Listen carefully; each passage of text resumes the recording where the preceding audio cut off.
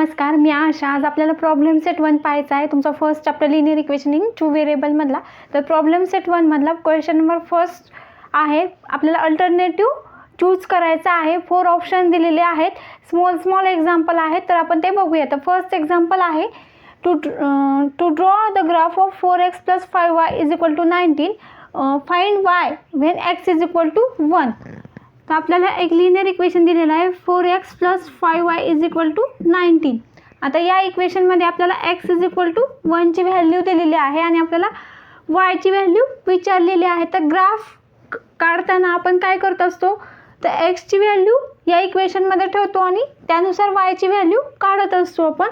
तर आता काढूया आपण, किंवा मग आपण तुम्ही y = असं इक्वेशन काढत बसण्यात वेळ जातो, त्याच्यापेक्षा x = ची ही व्हॅल्यू आपण ह्या इक्वेशनमध्ये ठेवूया.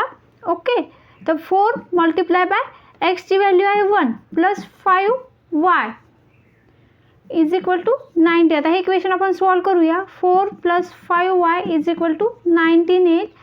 आता हे 4 तिकडे जाईल. 5y = 19 - 4 येईल. ओके, 5y = 19 - 4 15 येईल.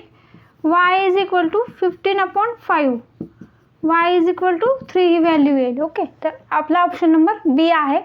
आता तुम्ही ग्राफ ड्रॉ करताना नेहमी ह्या इक्वेशनचं ट्रान्सफॉर्मेशन y = या फॉर्ममध्ये करतात. तर या फॉर्ममध्ये करत बसण्यापेक्षा आपल्याला x ची व्हॅल्यू दिलेली आहे, डायरेक्ट जर ठेवली तर पटकन आपला ॲन्सर निघेल, कारण इथं काही आपल्याला ऑर्डर पेज काढत बसायचं नाही, फक्त एक व्हॅल्यू विचारलेली आहे. ओके, तर आपला ऑप्शन नंबर बी येईल. ओके, आता सेकंड इक्वेशन आहे for the simultaneous equation in variables x and y.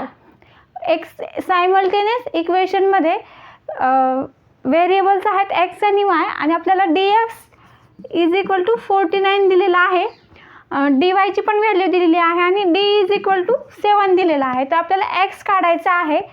तर आता bye using Cramer's rule formula, आपल्याला क्रॅम्स रूल माहिती आहे, त्याच्यामध्ये आपल्याला जर dx आणि जर d माहिती असेल तर आपण x काढू शकतो. तर काय फॉर्म्युला आहे तो, by using Cramer's rule. x = dx/d आणि y = dy/d. पण तिथे y ची व्हॅल्यू विचारलेली नाही आहे. ओके, तर आता x काढूया आपण. dx आहे 49 आणि d आहे 7, तर ॲन्सर येईल 7. ओके, तर ऑप्शन नंबर आपला ए येईल. ओके, तर आता थर्ड एक्झाम्पलमध्ये आपल्याला डिटर्मिनंट सॉल्व करायचा आहे. 5 3 - 7 आणि -4 हा d = ची व्हॅल्यू काढायची आहे आपल्याला. तर आपण डिटर्मिनंट कसं सॉल्व करतो, आधी असं जातो डिटर्मिनंटमध्ये 5 × -4 करतो, मायनस ऑफ.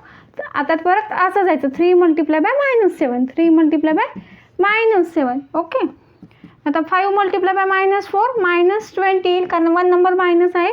मायनस ऑफ 3 × -7 किती येईल, 21 येईल. -21 एक नंबर मायनस असल्यामुळं. आता इथं मायनस प्लस होईल. -20 + 21 +1 येईल, कारण 21 हा नंबर प्लस आहे.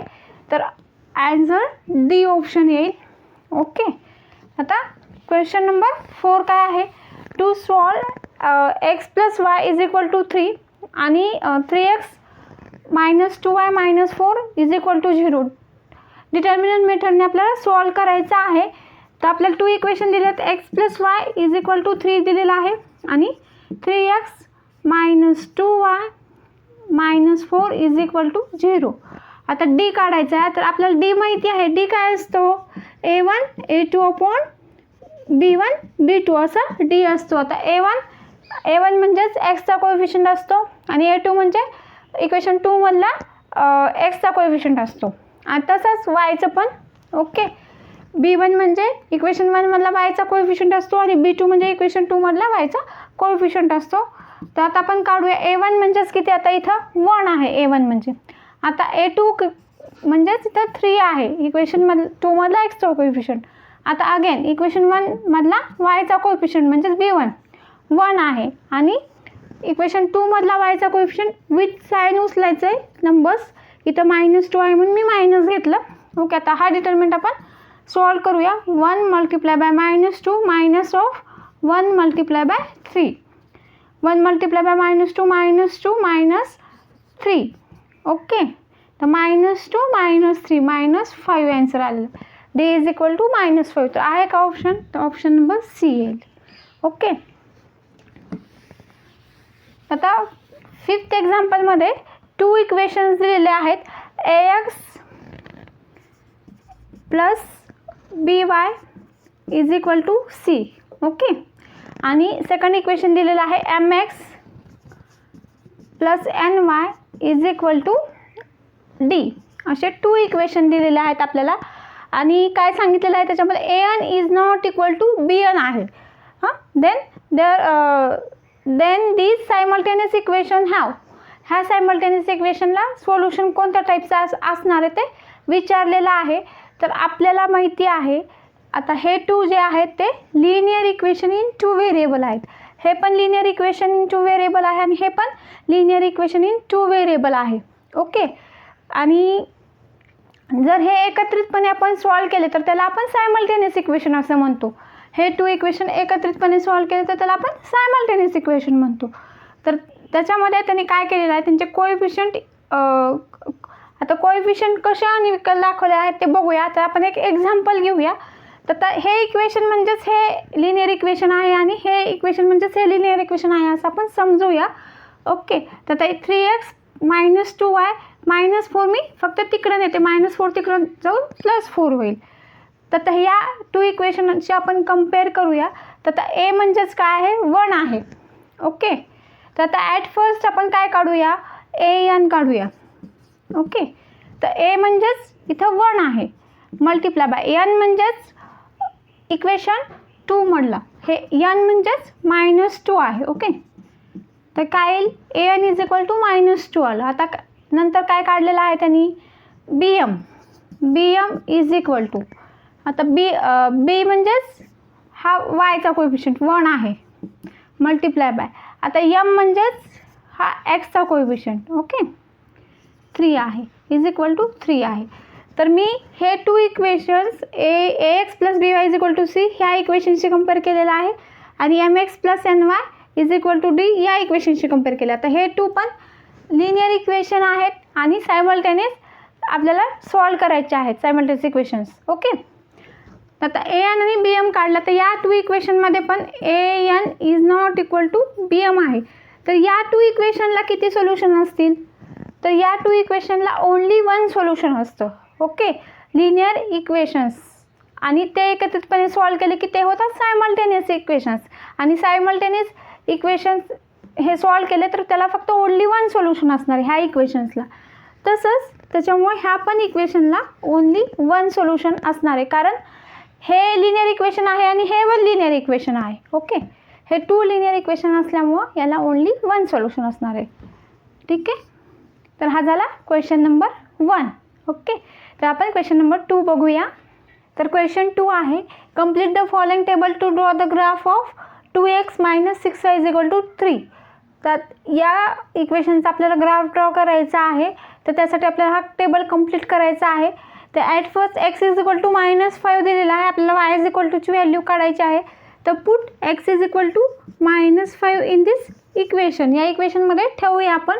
आता नेहमीच आपण कसं करतो, y इज इक्वल टू हे इक्वेशन सिम्प्लिफाय करत बसतो. आता इथे डायरेक्ट एक्सची व्हॅल्यू ह्या इक्वेशनमध्ये ठेवून देऊया आपण.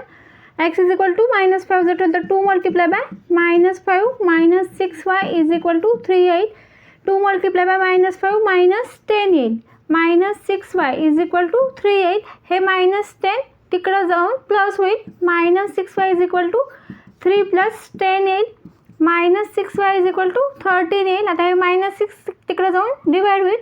y is equal to -13/6. Okay, तर हे आपल्याला व्हॅल्यू मिळाली आहे y is equal to -13/6 and xy -5 -13/6 these 2 coordinates. आता नेक्स्ट आहे put y is equal to 0. तर y इज इक्वल टू 0 जर मी या इक्वेशनमध्ये ठेवलं तर काय येईल, 2x - 6 multiply by 0 is equal to 3 येईल.